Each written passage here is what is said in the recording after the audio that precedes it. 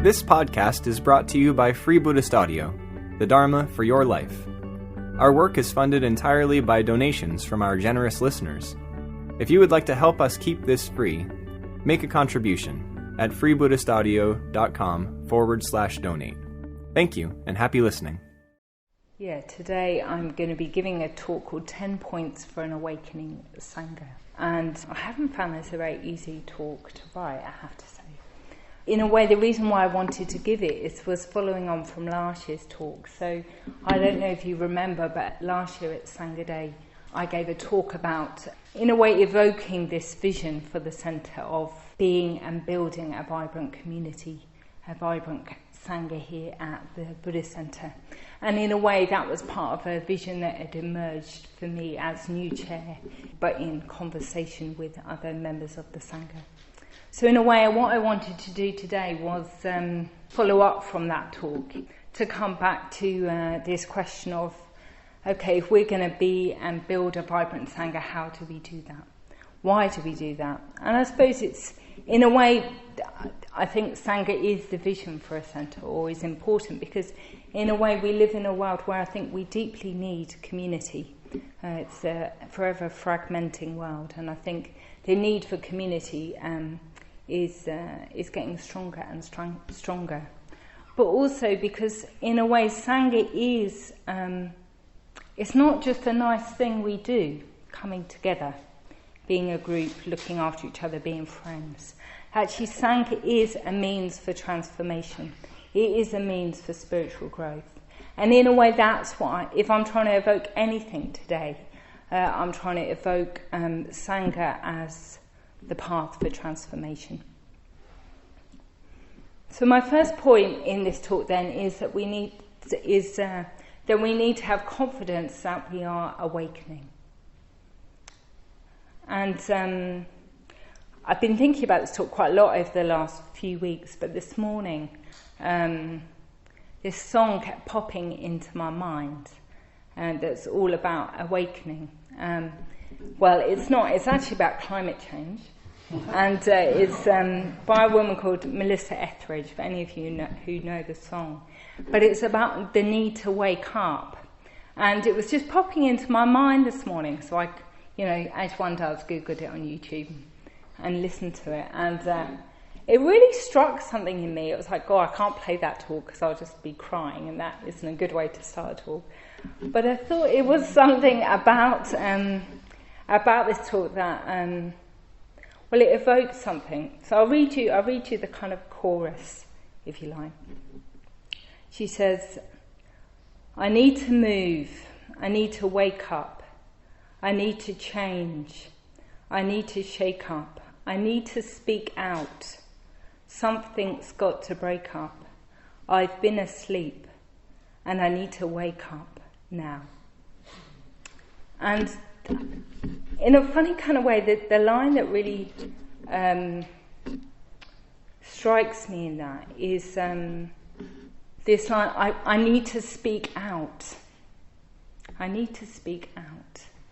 And I suppose that's, in a way, when I hear that line, and I think, here I am, giving a talk at the Buddhist Centre, this line, I need to speak out, is something of, I think that evokes for me a bit of a personal myth. Yes, so when I was given my name Singhamati by Parami, 7 and a bit years ago when I was ordained, she very much evoked, this quality that I had of trying to speak the truth. Even though I don't find that necessarily very easy, standing up in front of people or in groups saying what I really think, it's something I'm passionate about. And it probably is, I would say, the myth of my life. This myth of speaking out over and over, however difficult or not difficult I find that. Yeah. So this need to speak out really resonates for me in this song. But this need to wake up, that we can have confidence that we are awakening. So I think that's the first thing I wanted to evoke really this morning, is that we are all awakening. We wouldn't be here if we weren't. So the Buddha, of course, evokes awakening at its highest form, the perfection of wisdom and compassion. And as far as I know, we haven't got any Buddhas in this room, but we have got a room full of people that are awakening. Yeah, and we all have moments in our lives where we touch that awakening, where something happens, where a door opens in our minds, in our hearts, and we can awaken in moments. Yeah, so I was thinking, for me, in a way, that's why I'm here. So when I was, some of you will know this story, of course, but when I was 21, I was travelling on my own, backpacking around India, and I kept bumping into people that were going on retreats, and I thought, well, why not? I was a bit kind of bored of moving from place to place, so I decided that I'd go on retreat. And yeah, that was partly because it was a thing to do, as one does, but it was also that I was not in a very easy place in myself at that point in my life. I was scared for my future, and I was scared for how I would manage my future. I'd had quite a difficult few years at university, just quite a lot of suffering trying to get it right, but also, some quite serious health concerns and not really knowing how that was going to pan out. So I wasn't in an easy space. And I thought, well, maybe this retreat will teach me something that will help me. So I went on this retreat, and during the retreat, I heard for the first time the Buddha's teaching on the Four Noble Truths, that there is suffering, that our suffering is, in a way, caused by our wanting things to be different. But more importantly at that time, that there was a way to end suffering. Yeah. And I suppose actually being on retreat at that point in my life, being in silence for 10 days, doing about 10 hours of meditation a day, wasn't the best introduction. I wouldn't recommend it really. But it was hard. It was really, really hard having to sit with myself. And I saw how strong my need to get it right was, how strong my need to be the best was, how strong my need to prove myself was. Because underneath all those needs to get it right, to prove myself, there was a real lack of self-metta, there was a real lack of real confidence. And I saw so clearly that all those things caused me suffering, but more importantly, they caused suffering for the people around me, because I was always wanting things from those people to try and fill that gap in myself. And when I heard that teaching, actually I was more moved at that point to be free of suffering for myself, but to not inflict that on the world, to not inflict that on the people around me. I didn't want to spend my life doing that. Okay? And that's what brought me to a Buddhist centre, and that's what's kept me here all these years, is this knowing that deepening awareness and deepening kindness allows me to be of benefit to the world. Otherwise, I'm just grasping at it and causing suffering for myself and others. And it was interesting, just a couple of weeks ago, I had a very strong reminder of that very first insight, if you like, small I, into the Dharma. So I'd been ill, as some of you know, and I'd been at home a lot on my own, and I was feeling a bit frustrated about being on my own. And Dharma Shalin, my partner, was about to go away for the weekend on retreat. And I wanted him to go on retreat, because going on retreat is a good thing, and it's a good thing for him to go on retreat. But I didn't want him to go on retreat, because I wanted him to stay at home and make me happy. And I got myself into a bit of a pickle. And I think these days that pickle's a bit more refined, so thankfully I don't think too much of it went his way. But I got myself into a real pickle, actually. I was in a bit of a hole. I felt a bit miserable. And actually, thankfully, within a few hours, I could just see what I was doing. I was digging myself into this hole, this view that I needed him to be there to make me happy, which clearly wasn't true, actually. And I knew I'd be fine as soon as he'd gone. And there were plenty of friends that I could see the weekend. I had a really busy weekend, as it goes. But The point was, it's like you get yourself into this pickle that I need that thing to be happy. And in that pickle, one creates a lot of suffering for yourself. I dig myself into this hole where I need something else to be happy. And when I'm living in that hole, I have to live from that place where I need that thing to be happy. And that's not a very nice place to live. So for those of you who are familiar with the Tibetan wheel of life, it's very much, I go into a kind of hungry ghost realm, yeah? And once I've built that narrative, I've built that view, it's hard to get out of it. But in this case, it was like I saw, you're building yourself a hole, and you can get out. And actually all I needed to do was see that, and I could get out. It's got a lot quicker, that process, over a decade and a half. So I guess we're all having those moments all of the time, yeah? We're all building a momentum of awakening from our own mental states, awakening from those realms that we're creating in ourselves, whether they're hell realms, whether they're hungry ghost realms, whether they're God realms actually. You spend a lot of time just eating good food and watching nice movies, yeah? Whatever realms that you tend to inhabit when you're not really aware of yourself. And as soon as we bring awareness, we can wake up. We can wake up to the moment. And it was interesting that morning meditating, I had this really strong voice in my mind, which was, the Dharma is the only balm to suffering. The Dharma is the only balm to suffering. Because actually all those other things, people, places, nice holidays, good food, the perfect job, the perfect house, the most beautiful garden, they're all great, and they do enrich my life to a great extent, but they are not the balm to suffering. The balm to suffering is awakening, and we awaken through awareness. So in a way, as a Sangha, we need to have confidence that we are awakening, that we're having those moments in our lives where we do wake up, where we have choice, and that those moments will add up to more and more insight. So we need to keep looking up. So this is point number 2. So we need to look up. So the Buddha is there as a symbol.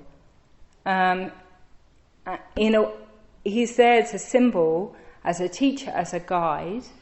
And his life story, and what he evokes for us is a constant reminder of what it is that we're moving towards.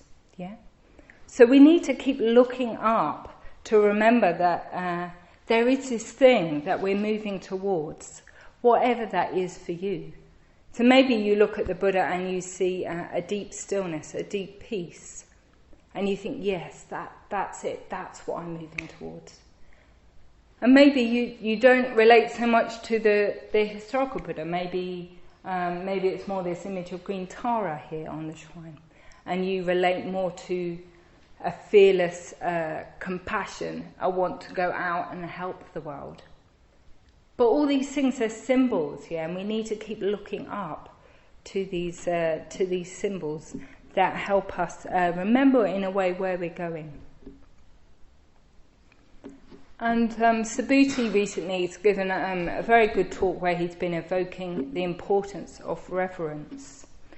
And I found this really quite interesting talk, but also quite challenging.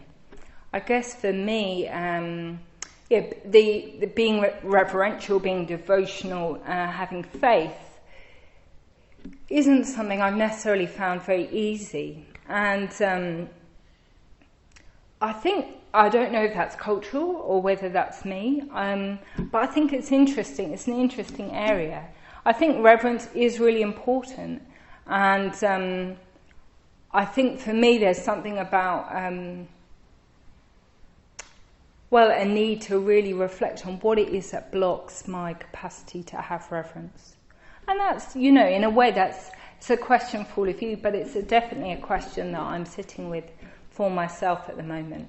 How can I develop a deeper reverence for the Buddhas? And I know that I can have a deep connection with the Buddha. There have been times in my life, certain conditions, say my ordination retreat or when I'm on retreat generally, where the Buddhas feel very alive to me, and I feel a very heartfelt connection with a sense of being a disciple of the Buddha. But then in my day-to-day life, that can kind of feel quite remote. And what is that about? So it's just, in a way, it's reflecting on what helps us have that reverential attitude. There's this great quote by Vasubandhu, which Sangha draws out in the Bodhisattva Ideal series. Vasubandhu says, "I think of Shakyamuni and other enlightened beings, and I reflect. As they were, so I can become. They started off as human beings, and so do I. They started off with weaknesses and imperfections, and so do I. They started off with all sorts of limitations, and so do I. But then look what they achieved. They transcended their limitations. They became Buddhas. They were human. I am human. What they achieved, I too can achieve, if only I make the effort." So we need to keep looking up to these symbols of the Buddhas, Bodhisattvas, that help guide us in a way to what it is that we are becoming. But as I say, sometimes the Buddhas, Bodhisattvas can feel remote. And that's when we need friendship. Okay, so friendship is the third point on our path today. Sangha said, "Sometimes you may not need a highly advanced bodhisattva to help you. All you need is an ordinary human being who is a little more spiritually developed than you are, or even just a little bit more sensible." So yes, spiritual friendship. So this is where we start getting into the real heart, if you like, of the Sangha as a means for profound spiritual transformation. So I think for me, friendships within the Sangha have been a real vehicle for transformation. They offer a real vehicle for transformation. So for me, that's been things like the story that I was telling you at the beginning about trying to fill the gap in me through others. So friendship's been a great example over the years where I've learnt that I can't look to others to fill my own gap, to fill my own lack of self-metta or fulfillment, that has to come from myself. And that's come through these practices of self-metta, but it's also come from learning to let friendships be, let people be who people are. I've had this real sense of learning to let friendships take their own shape. So not kind of neurotically trying to get what I want out of people to be my friend, to make me feel better, but just let a friendship be what a friendship is, and let that person be who that person is. And let the friendship, the connection between us, be the shape that connection that needs to be. Not try and force it in any particular direction. And that for me has been a huge lesson. As I was thinking earlier, I think the Hungry Ghost realm is very much a realm that I've had to find my way out of. I've had a lot of feedback over the years of this sense of people feeling like I'm wanting something from them, and I think I've really had to learn how to not do that. And I've had feedback in more recent years that I don't do that, so that's also a good thing. But I think friendships also really taught me to see someone from their own side. So part of not making you my shape is learning to see what shape you are. So I had a very strong experience of meditating, and actually it was in the Metta Bhavana, and I was reflecting on a good friend who had somehow found their way into the difficult person stage. You know how that happens sometimes? Yeah. So in this meditation, somehow this image emerged. So it was me here, and this difficult person was like at the other end of the room here. And then there's all of you, and you're like the furniture in between me and the difficult person. And the furniture was like all the views, all the ouches, all the things that I didn't like that were going on between me and this person, this friend, that had become I was finding a bit difficult. And in this meditation, it was as if I managed to negotiate, weave my way through all of that furniture, all of that stuff that was in the way, and actually get to the other side. To actually meet the person at the other end and see them for themselves.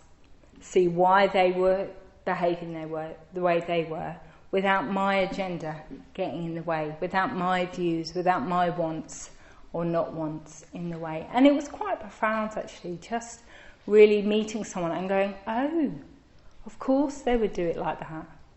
I might not like the fact they do it like that, but of course they would do it like that. So we learned Sangha gives us this opportunity to transform ourselves, because it gives us the opportunity to really meet people on their side. Of course, it also gives us the opportunity to let ourselves be seen more fully by others, instead of hiding or trying to hide our vulnerabilities, our anger, our views about ourselves, the things that we think people won't like or are unacceptable to others, that we hide away. Yeah, well, for myself anyway, hiding them away through fear that if you really saw who I was, then you wouldn't like me. So it's like putting on that mask, putting on a mask of who I am. So Sangha gives us that opportunity to transform by letting ourselves be seen, in our study groups, when we meet up with people, when we're just bumping into each other at Sangha night or on a Tuesday, and someone says, how are you? And you think, I could just say, yeah, fine, thanks. And maybe sometimes that's all right. And maybe you could also take the risk to say, actually, I've had a hard day, or I'm struggling with this, or I'm not feeling very well today. Or whatever it is that's going on for you. Yeah? So we learn to be a bit more authentic about who we are. Sangha, of course, is a practice because it's a space where we're encouraged, and we encourage, hopefully. Yeah. So I remember I'd been on my first retreat at T. Ratnaloka, so from my first retreat when I was training for ordination. And there was a woman there, Vajradarshini, who has become a very good friend in my life. And she was leading the group on my retreat. And on that retreat, I was definitely having this whole who am I? And I'm not good enough, and I don't understand, and I haven't got anything to offer. I was definitely in that kind of space in myself. A lot of lack of self-metta was very strong at that stage, or that point. And after the retreat, Vajradarshini sent me this email. She said, let's keep in touch. And she sent me this email. And it was just 2 lines. In the subject line, it said, "You're so big." And then in the text of the email, it said, "I can see you all the way from Norfolk." And it was just it was just such a little thing. That must have taken her, 30 seconds to have sent that? And it had such an impact on me, because at that point in my life, I could not see my own potential.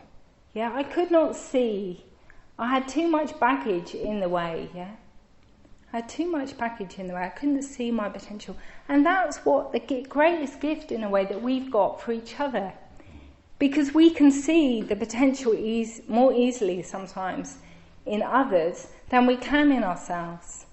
And if we can say, I see that potential in you, just keep coming. Just go on that retreat. You can do it. You've got the capacity to give.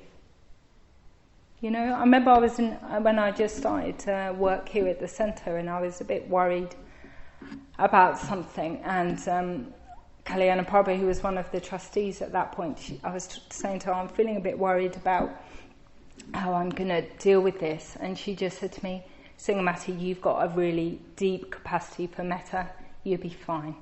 Just bring your metta to it, you'll be fine. And she was right.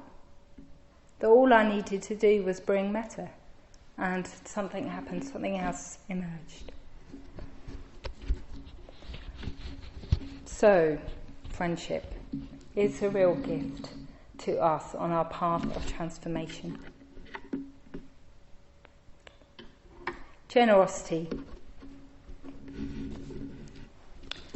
So here I really want to make the point that we can all give, and that giving, again, is a very transformational practice.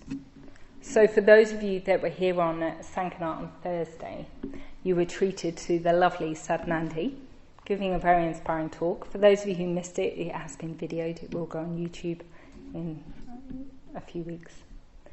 But she gave us this image in her talk, which I really, really loved. So it's an image of one of those old-fashioned slot machines that you used to get at amusement arcades. You know, when you put the penny in and the penny drops, and that penny going in knocks off other pennies that knocks off other pennies. And sometimes when you put the penny in the top, hundreds of pennies fall out the bottom, yeah? Which is why we do it, yeah? So this had been a really key image for Sadhnandi at some point early on in her spiritual life, where she just had this really strong sense of herself as the penny. And that as a penny, you put yourself into the slot machine of the Sangha.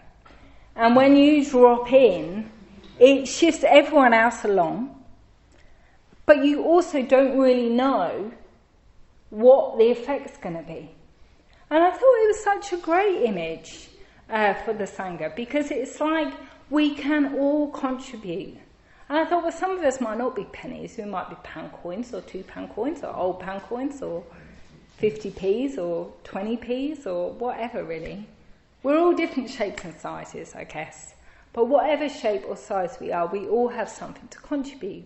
We can all contribute, we do all contribute. The fact you're all here is a contribution. Yes, so we can all contribute. And when we contribute, we contribute not really knowing what effect we'll have, but knowing that our contribution helps everybody move on a little bit. Yeah? It's more than us. And yet, we are empowered to contribute. That's why it's a great image. Because we're empowered to contribute, but our contribution affects everybody. Yeah. And giving really is a transformational practice. I'm just slightly doing a time check and thinking how I'm doing. So giving really is a transformational practice, and in a sense, I think it is a practice that has most moulded me. So when I was 26, I moved to Taraloka Retreat Centre. Plan was to go for a year. I managed to stay for 7. The plans are funny things, aren't they? When I'd been there a couple of years, when I moved, I did all the bookings retreat bookings on the front desk, and I was in a small team there are just 3 of us running the practicalities of the retreat centre, which isn't enough, in case you're wondering. So we were a bit short-staffed. And then all of a sudden, for 2 very different reasons, the 2 people, and they weren't personal, I hope, the 2 people I was working with decided to leave at the same time. That was good fun. So I thought, okay, what's going to happen next? And we did manage to recruit a new team, and that was fantastic, and that's another whole story. But there was going to be this gap of about at least 6 months where I didn't have a team. And I would just be trying to manage running the retreat centre, which I hadn't really done before, with volunteers, whoever I could get, and have some good volunteers. But can you see, that was like a total stretch. I'd been there a year and a half. I had no vision to manage the running of a retreat centre. And yet all of a sudden, that's what I was doing. And it was a stretch. And it was, so that was the kind of my 3 years running up to getting ordained. And when I got my invitation to be ordained, and the community there were rejoicing in my merit, sending me off to Akashvana, one of the women there, she said to me, Lindsay, as I was then, she said, "You're a very ambitious woman. You've got a lot of energy and ambition that you want to put into something." She said, and that was always going to be tricky when you're trying to get ordained, because you end up putting your ambition into this thing called getting ordained. And she said, the best thing that happened to you was the fact that you had this other project that needed all your ambition and all your energy, and that was called running the retreat centre. And that's what helped you get ordained. And it was something about that. It was like our kind of ordinary ambition or energy can be really put to use and help us to grow spiritually. So I think for me that stretch, that having to go beyond what I thought I was capable of, really it just brought so much growth. It brought so much growth. So giving more than we think we can sometimes really can help transform us. And even if our motives are mixed, even if we think, oh, but maybe I'm doing that just because I want people to think I'm a good person in the Sangha. In a way, all of those motives get purified as we do it. And even if that is the main motive, you won't keep it up for long under that motive. So just do it anyway and see what happens. So this takes us in a way to point number 5. Sangha is the practice. So can you see, have I evoked that well enough, that Sangha is the practice, yeah? That Sangha is not something we add on. It's not a friendly bunch of people that we practice alongside. Sangha is the practice. Yeah, it is the practice in which we grow and we transform. So the heart of Buddhism is this, is the deepening of wisdom. And that deepening of wisdom, in a way, is going beyond our self-concern, going beyond our deluded sense of ourselves as fixed, as this concrete sense of me and mine. And Sangha gives us this direct opportunity to be something, part of something bigger, yeah, to serve something bigger. So it's directly helping us to grow. It is a practice. Okay, so Sangha is a practice. It is the practice, and it is a practice that's going to help us transform and awaken all the way to enlightenment. So what do we do?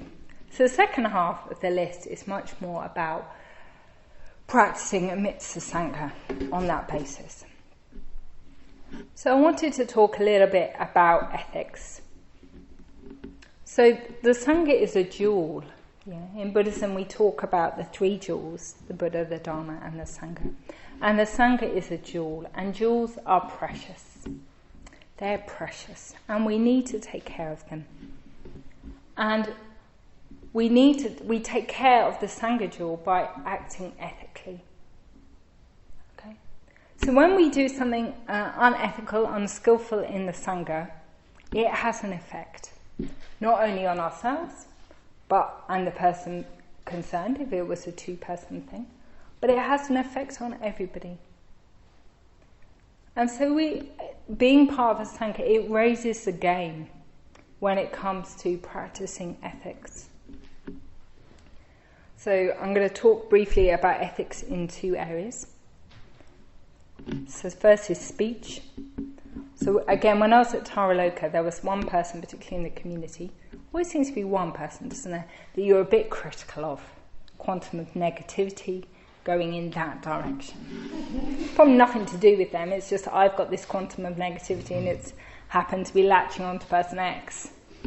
So this person X, I felt a bit critical of in the community. And I knew when I felt critical of them, if I went to talk to person A, who also found them a bit difficult, we'd get into a right good one. We could, oh yeah, they're really annoying in that. Oh yeah, wasn't that so annoying? And we could go off on a whole one. They'd really collude with me. It was quite entertaining sometimes. And sometimes maybe that is what I needed. And I also knew that if I went to person B, that they, even though I could tell, found them a bit irritating in the same way sometimes, they wouldn't collude with me. They would just really stick their ground and they would listen and they would reflect me back. They wouldn't indulge me. And that was an interesting learning, because who did I go to, person A or person B? Because I knew where that would go for me, and I knew what the consequences of that were. You know, if me and person A had a good rant about them, and then we're seeing them at dinner, what's the effect on everyone? Even if no one else knows we've had that conversation, me and them know we've had that conversation. And it feeds something, doesn't it? It feeds this narrative about this person. It feeds the view that I'm right, that they are irritating, rather than that's just me and my irritation. Yeah. So it was a strong learning, really. And I think it has an effect. It had an effect on me, it had an effect on the person I found difficult, it had an effect on the whole community. And so when we feel critical of something at the centre, whether that's a person or an event or how something's done, what do we do with that? Because it's not always skillful just to sit on it, is it? Because it normally comes out sideways anyway.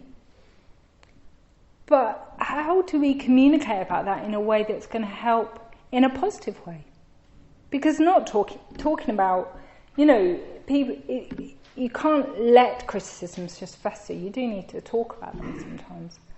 But how do we do that in a way that helps, rather than just feeds a kind of critical, oh, that's a bit crap, isn't it, kind of energy? And I'm saying that to myself as much as anyone else in this room. Okay.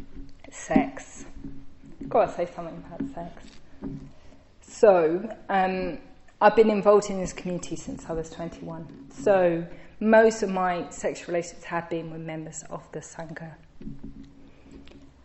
And I was really struck this one time. It was while I was living at Taraloka, and my relationship with my then partner had been, we'd been together for about 3 years. And it was obvious that although we really loved and respected each other on one level, it wasn't going to work out as a relationship long term.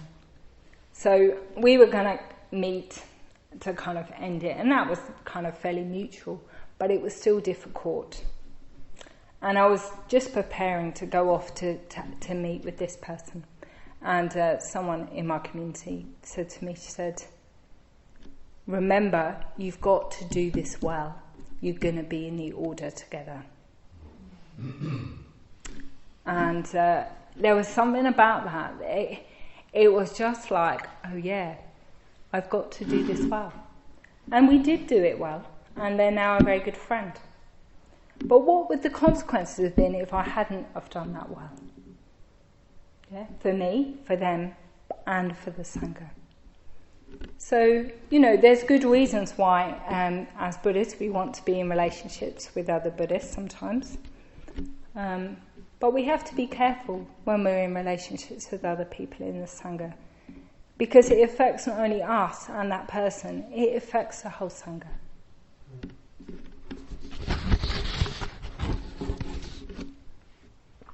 Work on your mind.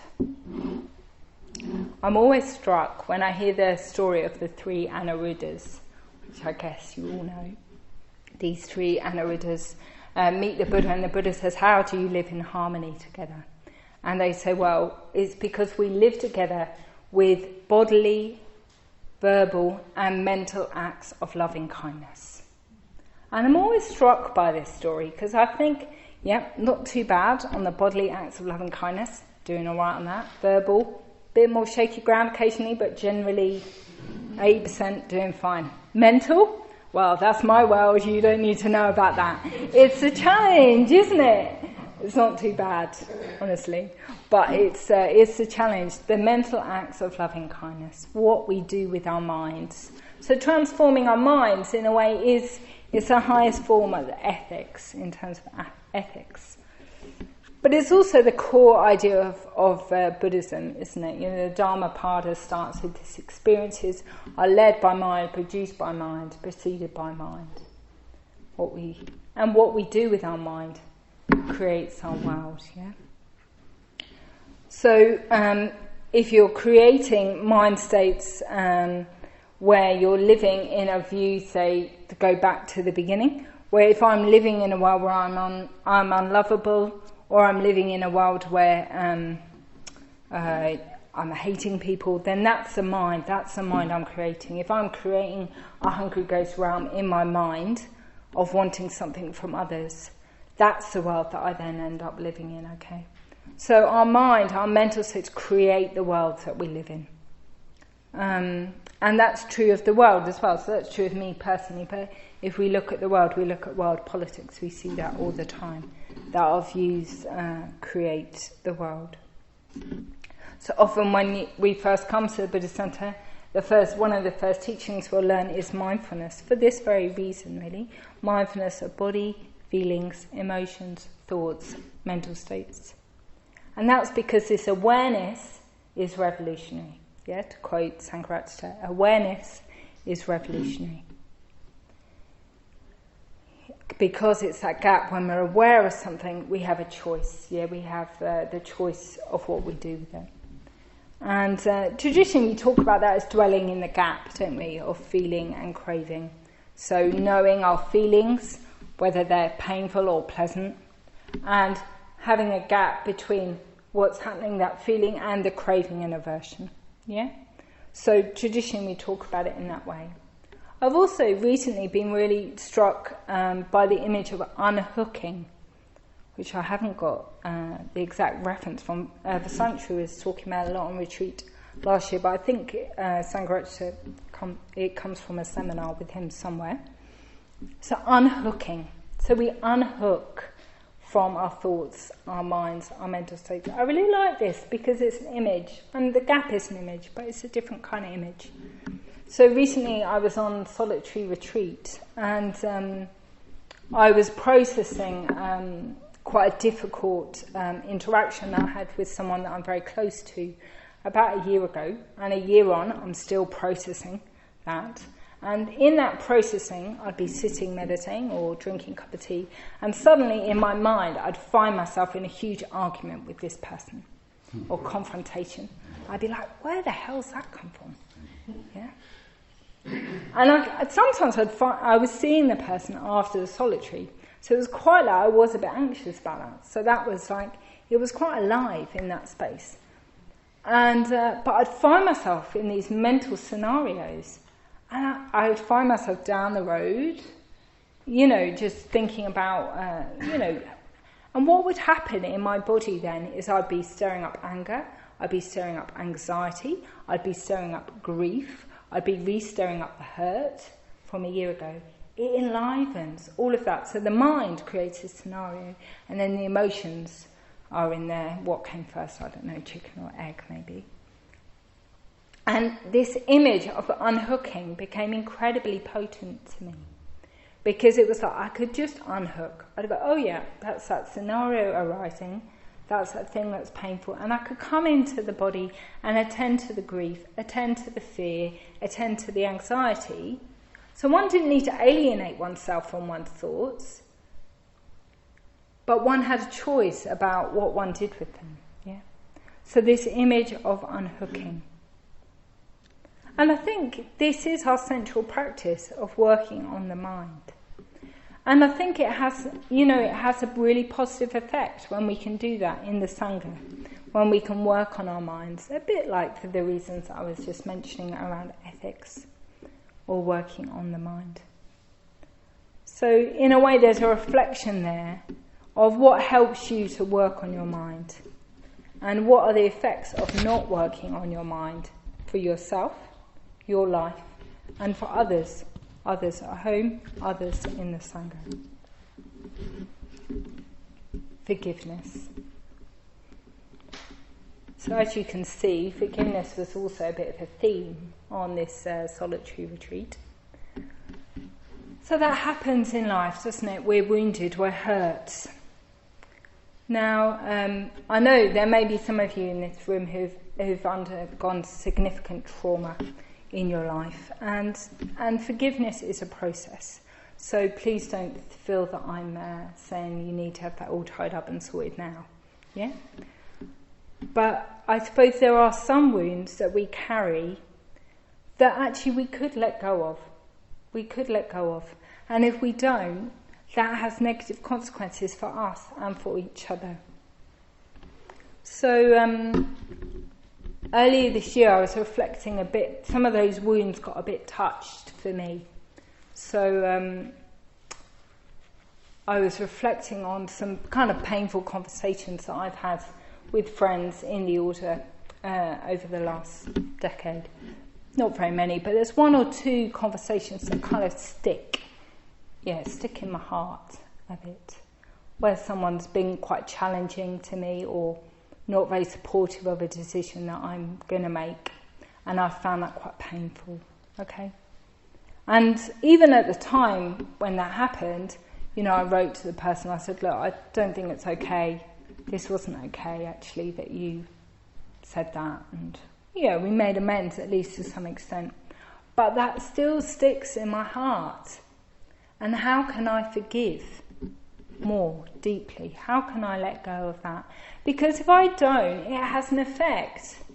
It has an effect on the whole Sangha if I'm carrying around those wounds from that person.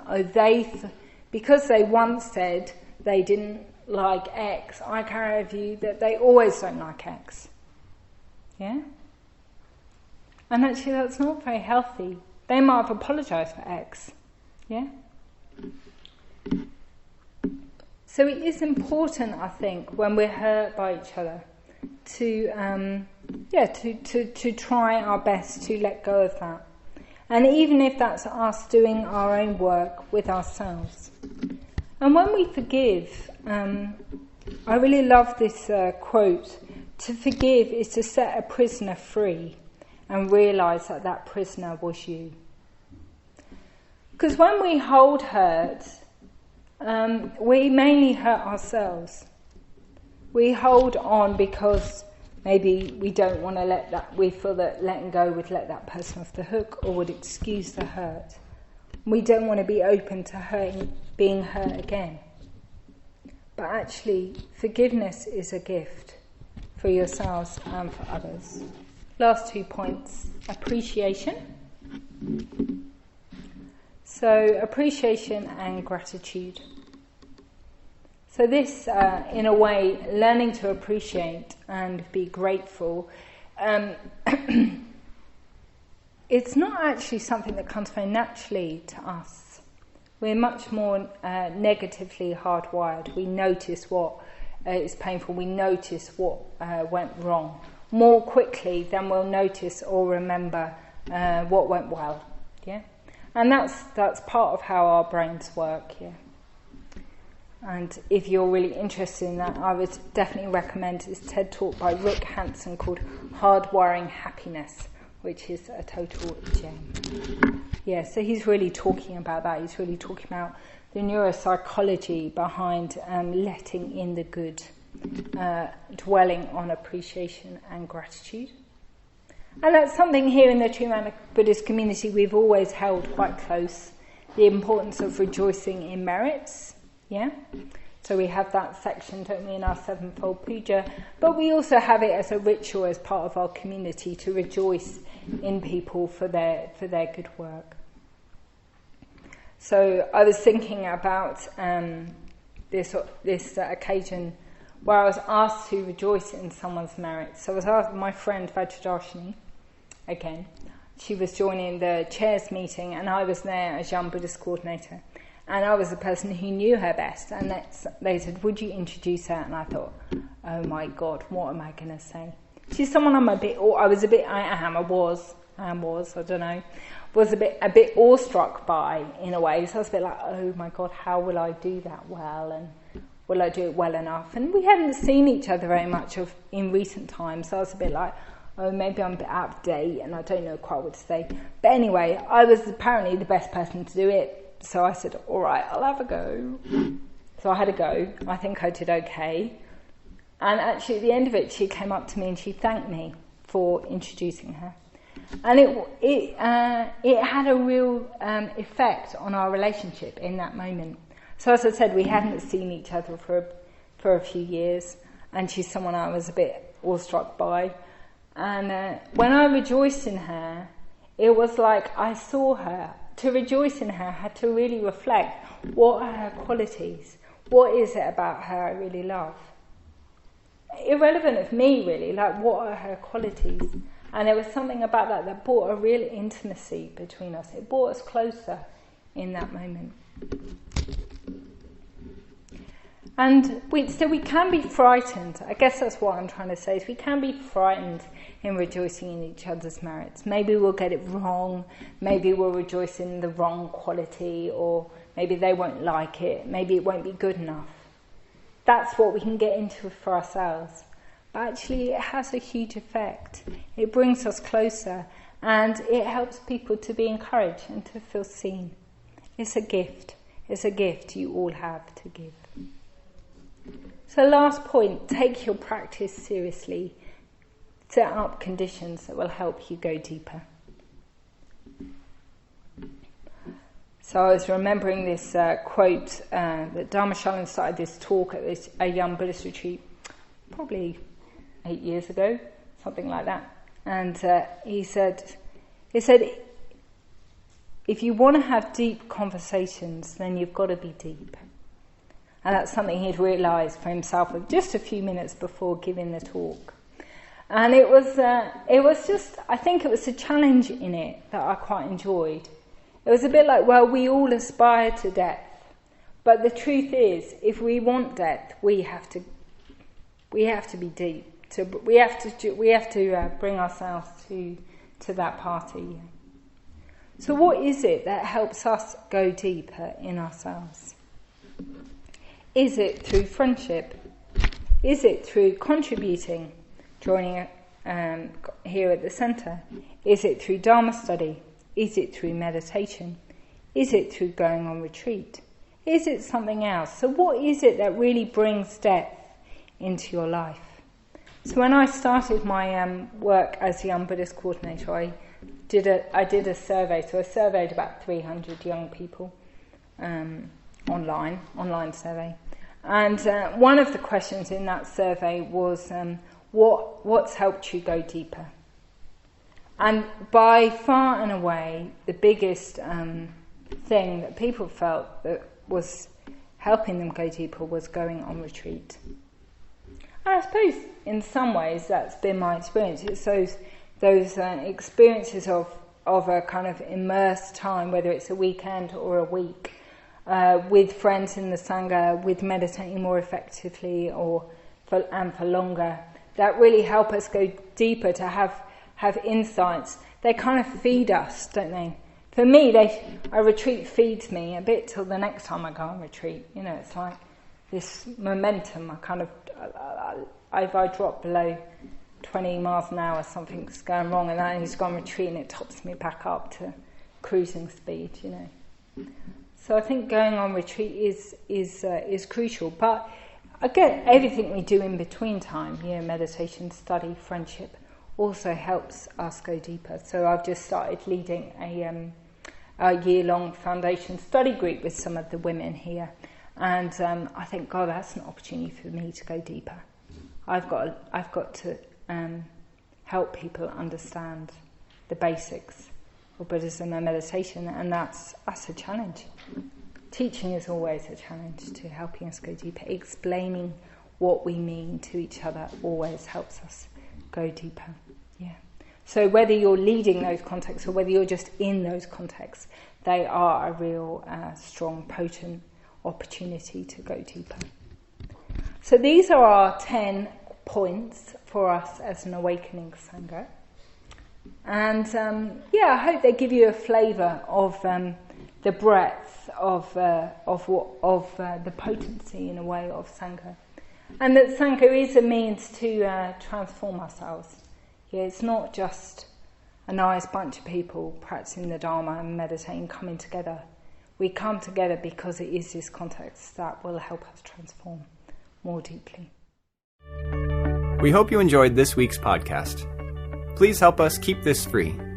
Make a contribution at freebuddhistaudio.com/donate. And thank you.